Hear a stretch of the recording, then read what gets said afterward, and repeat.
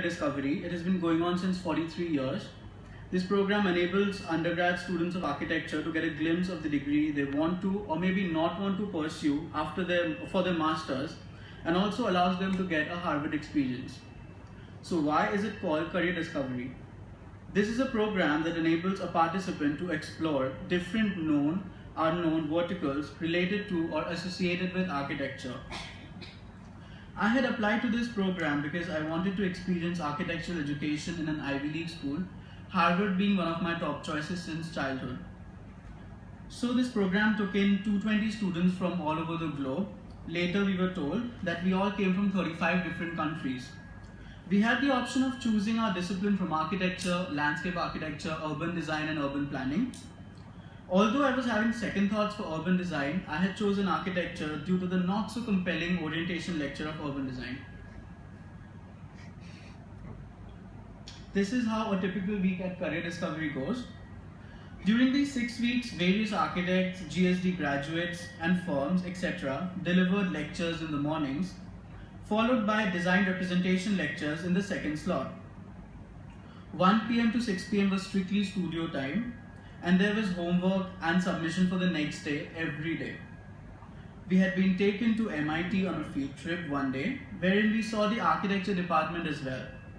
Although MIT offers and believes in a holistic education, somehow I liked Harvard better. A visit to 3 architectural firms of different scales was also conducted that cater to different verticals, all being equally successful. We had many reviewers, and our reviewers were from Harvard, and they were Harvard graduates and MIT graduates and architects from Europe as well. We majorly did 3 design projects. In all 3, we did precedent studies, site analysis and iterations to reach the final product. At the GSD, the process is given much more importance than the final product. As of my class, we had to make all hand-drawn drawings. But apart from that, the most difficult challenge for me was to work in the imperial system. It was a nightmare. The first project was a long room, tall room. This was an intervention in the form of circulation that had to connect 2 portals, portal X and Y in the tall room. So through this design space, I wanted the users to experience a flow as they transport themselves from one threshold to the other, with the cascading effect of a series of virtually overlapping and interlocking pathways, revealing certain surprises and at the same time generating a rhythm as well as ambiguity. Well, this was my thesis for this project. Simply it was that I had 2 parts in this project, one the obvious and other not so obvious to travel on. But the user finds that the latter one leads him to his destination. What I learned from this project was the speculative and iterative nature of design process, and that ideas could be conceptualized and tested in progressive succession. We also had to consider the intended experience and the emotive and poetic implications of traversing and occupying space. One interesting, rather amusing thing happened in the jury, that 2 of my jurors went into an argument over my design, and my instructor had to stop them both in order for me to explain it. The second project was to interpolate a double house. In this, we had to examine how program is in dialogue with form through analyzing the lifestyle, desires, and daily needs of 2 clients, developing again a thesis and composing a site-specific design which mediates the common and sometimes the conflicting needs of both the clients. I created 2-unit house for 2 diverse clients located on the same lot, the design of which balances and finds opportunities in the programmatic needs of each while addressing to the conditions of the site. We were also asked to design the section such that it appears to be a single house to the choreography of the space. That was one factor to be considered. The final project engaged the challenges of a local urban site with the programmatic constraints wherein a permanent archival collection of film along with an outdoor theatre space had to be designed. The design was such that it served as a dual role in creating a formal and permanent film archive that coexisted with an informal and seasonal outdoor theatre along with a marketplace, creating a platform for national and international film in the former, while building a community and cultural space for the local citizenry and filmmakers in the latter. This intervention incorporated a series of spaces from open to semi-open to covered, regaling to the requirement list of the programs. The accessibility of the site was a major issue to be taken care of due to its connection to the main roads on its 3 out of 4 edges.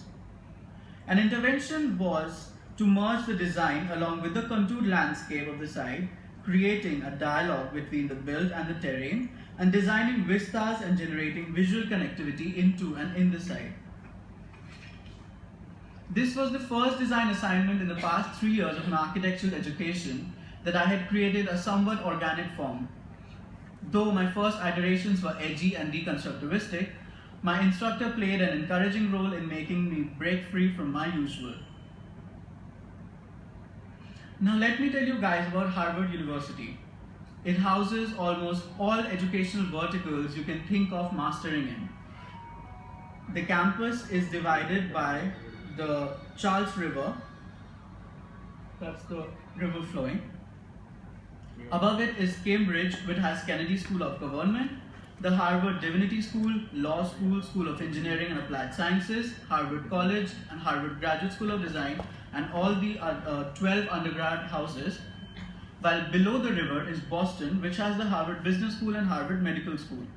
Along with these, the campus has many housings of various types: Harvard Square, Harvard Yard, Athletic Center, many museums, and more than 70 libraries.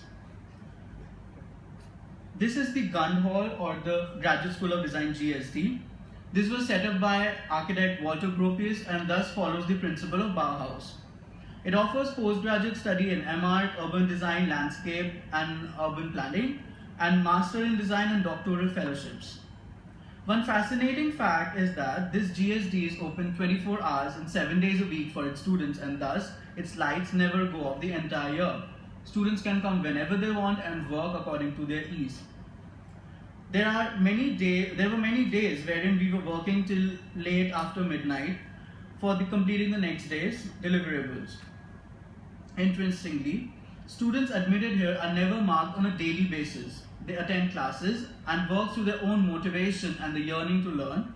They are evaluated only at semester ends. Another thing that Harvard offers is, while doing your, for example, MArch, you are allowed to take 1 or 2 classes from a different school, like Harvard Business School, let's say, or whatever that might interest you and you think will benefit you in the future. So this is a section which I found on the internet. This section is of the GSD. All the students in the GSD sit in these levels. These are known as trays. So there are no segregating walls between the studios. Students can move around and see what other students of different discipline are doing and maybe correlate with them if they have a similar topic. Lectures and seminars, of course, happen in other designated rooms. So yeah, these are the trays, these are the desks, and that is where we work as well. This is a picture of my class with my instructor Kate Cahill in the center holding a cake. She's an amazing mentor, friend, and has promised to deliver a lecture at our USAP this October. Last but not the least, I would like to say that my days over there were literally 18/7, barring a week when I had visited New York. The schedule was really tight, and trust me, there were times when I just wanted to leave everything and come back home. But the fact that it was Harvard made me stay and work. The schedule was so bogged up that the very next day after I finished the program, I went for a 6-day vacation to Florida. What have I brought from there? Well, physically, maybe a few t-shirts, but intangibly, the peer group discussions that we had, the socials that were arranged for us in the form of barbecues, and the interaction with Harvard and MIT graduates, the help and the scope of networking with these great minds and peers from 35 different countries, especially their analytical thought process and strategical steps towards perfection, seems to be a great takeaway for me at this point of time. Thus, this, I think, would be the greatest asset for me for the rest of my life. And guys, very frankly, I was not very happy with the fact that I was studying in USAP since first year, given the fact that I got through SPA Bhopal, Vijayawada, BITS, Ranchi, Jamia, NIT Jaipur, and many more for my BR.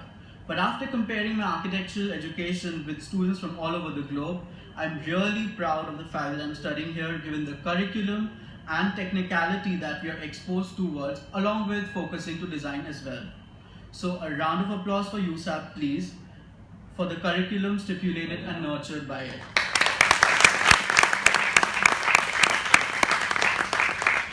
Whatever I presented in front of you and spoken about is just a fraction of my experience, because every day I had tons to tell to my mom and dad while talking to them over the phone. Having said that, I'm happy to answer any of your questions or queries.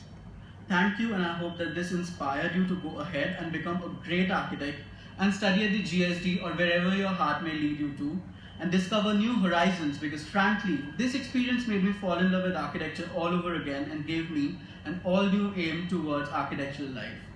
Very good inspiration.